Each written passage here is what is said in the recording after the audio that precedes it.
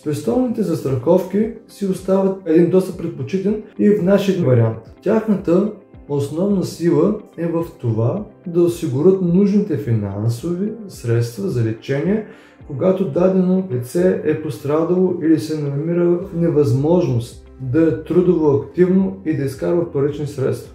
Приятели, здравейте отново! Пак сме заедно. За тези от вас, които не ме познават, казвам се Станил Дерменджиев и съм финансов бизнес консултант в Българска образователна кибернетика. В този епизод ще се запознаем с още един вид застраховки, разкриващи връзката между застраховки и финанси, а именно спестовните застраховки.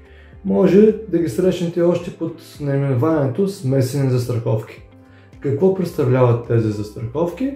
От името им се вижда, че те дават възможност на хората да заделят една част от дохода си и след известен период от време да получат, т.е. скобички да спестят определена финансова сума. Затова се казват, от тук името спестовни.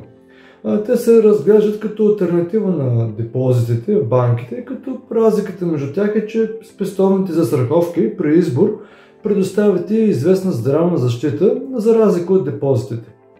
Тези застраховки могат и до известна степен да изпълняват и ролята на живото застраховки, защото някои от тях предоставят удвояване на средствата или отрояване, които не могат да се получат от посоченото в договора ползващо се лице в случаите на смърт от злополука или заболяване на застрахованото лице преди да е стекал срокът на договора. Те също така предоставят по желание на клиента допълнителна здравна защита от злополука, заразни болести, парично обезщетение, в случай на нараняване, изчупване на крайници, леки, средни и тежки операции и защита за известен период от загуба на парични средства поради временна безработица, породена от предходно изброените фактори. Тези застраховки се използват като допълнителни към основни здравни застраховки, защото осигуряват не лоши парични плащания при изброените по-горе медицински събития. Поради тези си гъвкави условия, които покриват те, наричаме тези застраховки смесени застраховки. До неотдавна, т.е. преди 20-30 години, тези застраховки са били от най-разпространените. В днешно време те все повече отстъпват място на инвестиционните и здравни застраховки. Това е така, защото хората, които искат да имат по-голяма печалба на края на застрахователния период, предпочитат инвестиционните застраховки. А тези, които търсят по-голяма сигурност за себе си от здравна гледна точка, предпочитат здравните застраховки, защото те осигуряват средства за цялостно лечение, както на обикновени, така и на критични заболявания, като рак, инсулт, сърдечни операции, пресаждане на органи и други.